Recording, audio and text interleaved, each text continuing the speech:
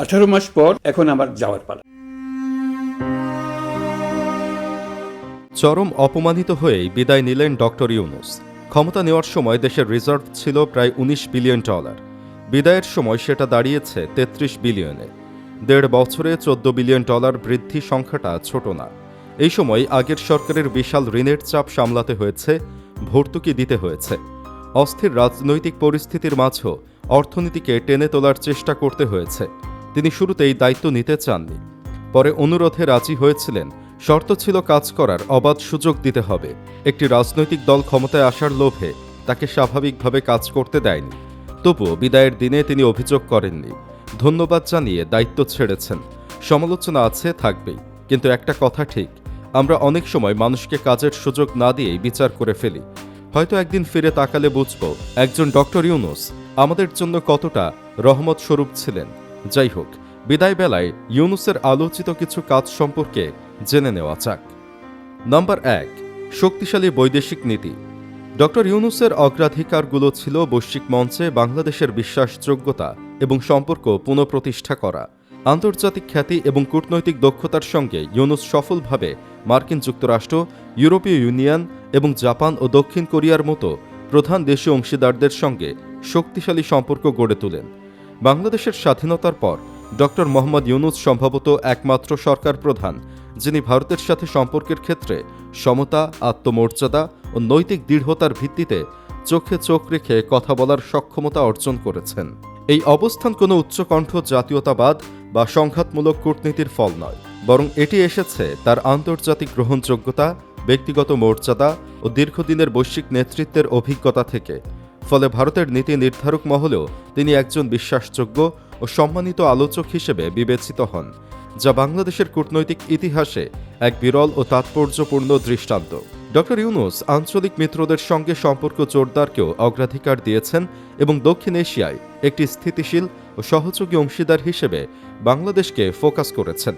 তার বৈদেশিক নীতির দৃষ্টিভঙ্গি পারস্পরিক সম্মান, অর্থনৈতিক অংশীদারিত্ব এবং আঞ্চলিক স্থিতিশীলতার ওপর গুরুত্ব আরোপ করে, যার ফলে বাংলাদেশ তার উত্তরণের জন্য আন্তর্জাতিক সমর্থন লাভ করে।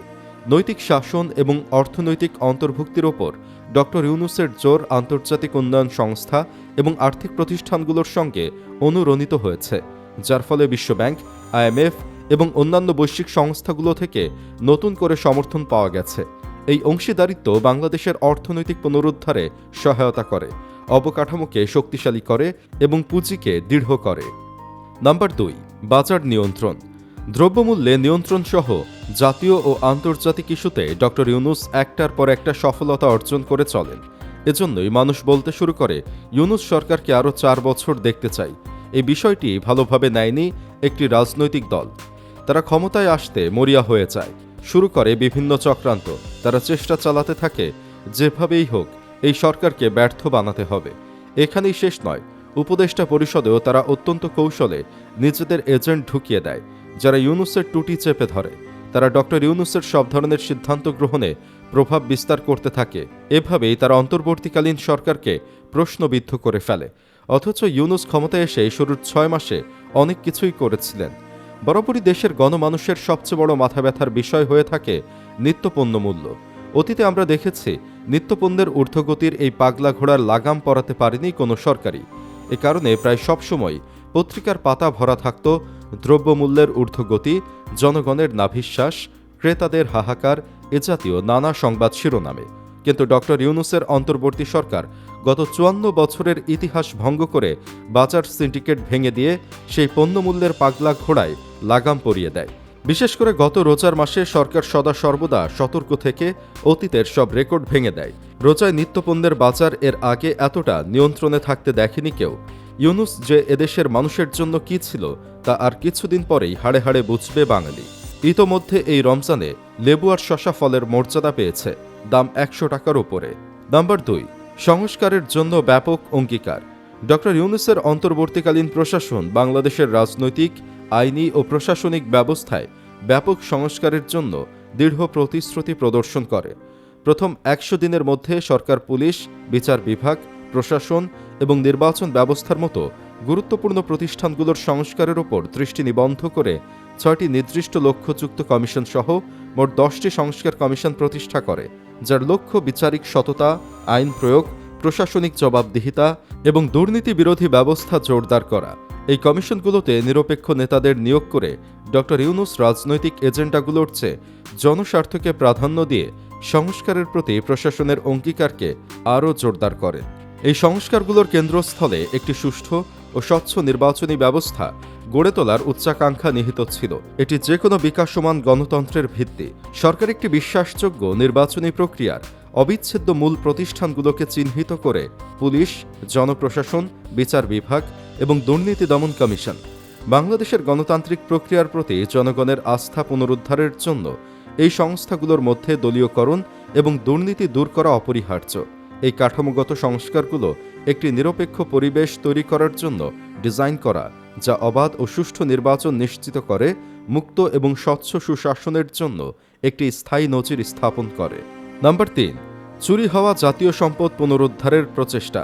ডক্টর ইউনূসের এজেন্ডার মধ্যে অগ্রাধিকার হল দুর্নীতিবাজ কর্মকর্তা, ব্যবসায়ী ম্যাগনেট এবং রাজনৈতিক অভিজাতদের দ্বারা অবৈধভাবে বাংলাদেশ থেকে নেওয়া তহবিল পুনরুদ্ধার করা।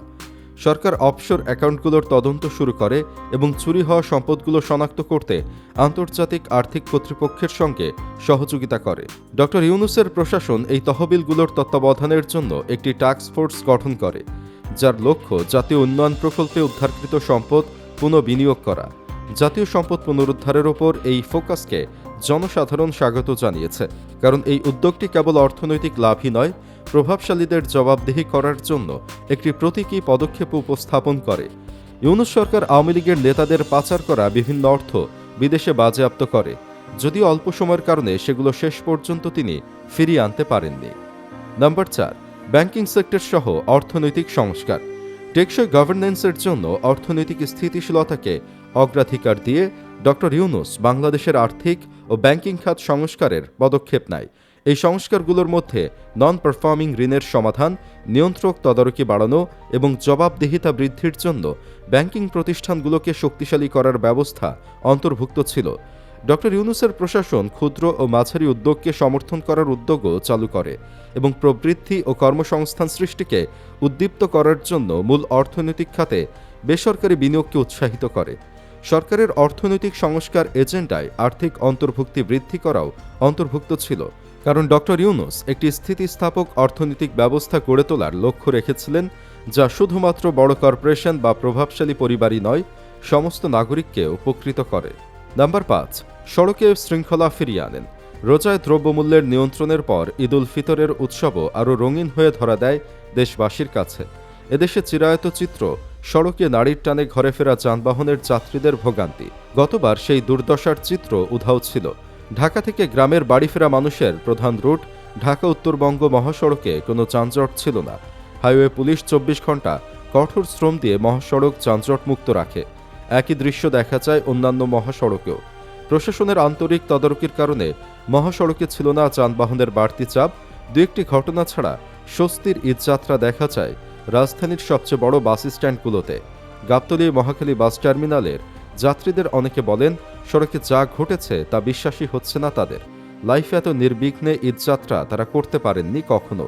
ঈদের মধ্যে গত 40 বছরও এমন দৃশ্য দেখেনি দেশের মানুষ। নাম্বার 6, অবাধ ও সুষ্ঠু নির্বাচন। একটি সত্যিকারের গণতান্ত্রিক নির্বাচনী প্রক্রিয়া প্রতিষ্ঠা করতে ডক্টর ইউনূসের প্রশাসন প্রতিশ্রুতিবদ্ধ ছিল, যার ফলাফল দেখেছে মানুষ। ইতিহাসে প্রথমবার কোনো রক্তপাতহীন নির্বাচন দেখে মানুষ, অথচ নির্বাচনী প্রক্রিয়া এতদিন ধরে দুর্নীতি ও অনিয়মে জর্জরিত ছিল। তার সরকার একটি নতুন নিরপেক্ষ নির্বাচন কমিশন গঠনের তদারকি করার জন্য একটি সার্চ কমিটি গঠনের অধ্যাদেশ জারি করে। প্রশাসনের নির্বাচন প্রক্রিয়া হস্তক্ষেপ রোধ করতে আইন প্রয়োগকারী এবং দুর্নীতি বিরোধী সংস্থাগুলোর সংস্কারও করছেন। এই সংস্কারের উদ্দেশ্য ছিল ভোটারদের জন্য নিরাপদ পরিবেশ তৈরি এবং নির্বাচনের ফলাফলের ওপর আস্থা স্থাপন করা। সুপ্রিয় দর্শক, আফসোসের কথা হচ্ছে এত কিছুর পরও ডক্টর ইউনূস বিদায় বেলায় সম্মান পাননি। বিএনপির সরকারও তাকে দেশে রাখার জন্য উদ্যোগ নেয়নি। আপনি কি মনে করেন প্রধান উপদেষ্টা হিসেবে তিনি সফল নাকি ব্যর্থ ছিলেন? কমেন্ট বক্সে জানিয়ে দিন আপনার মতামত। ভিডিও ভালো লাগলে লাইক দিন এবং চ্যানেলটি সাবস্ক্রাইব করুন।